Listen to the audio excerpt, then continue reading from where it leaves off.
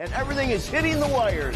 Empire Manufacturing for the month of August down 4.7%, and that follows down 6.6%. We have had a lot of negative numbers. Matter of fact, every number this year has been negative. Now, let's look at retail sales. Headline number, 1%, double plus expectations, 1% on a headline number. That's the best going back to April of 22. April of 22. Let's strip out autos, shall we? It diminishes, but still much better than the up 0.1% we were looking for. It comes in at up 0.4. Strip out autos and gas, still up 0.4. The control group, or what we call core retail sales, that is up 0.3. That's a pretty good number, 0.3, and it follows up 0.9. I don't see any revisions yet on the retail sales, but it may be forthcoming. Now let's look at Philly Fed. This is an August number, like Empire.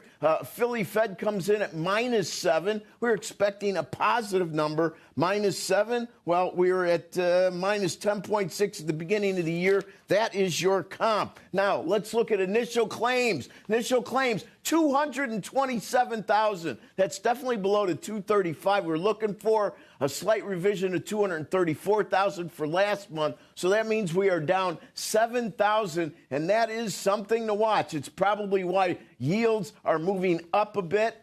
Because, of course, this demonstrates the economy might not be slowing as much, and the labor market actually might not be diminishing as much as the jobs report demonstrated. Now, let's look at continuing claims. Are we going to have the 10th consecutive month over 1.8 million? Indeed, we are. 1,864,000. And finally, a lot of prices coming in. These are July import prices, month over month, up 0.1. We're expecting a down number, up 0.1. That's the biggest positive month over month since April of last year. Strip out petroleum, and it is now up 0.2. Up 0.2 follows up 0.2. And if we look at year over year, those are month over month. Now let's go year over year to import prices, expecting up 1.5%, comes in a bit higher, up 1.6. That equals right now a revision. Last month's 1.6 now becomes up 1.5. But these are some of the juiciest numbers going back to the end of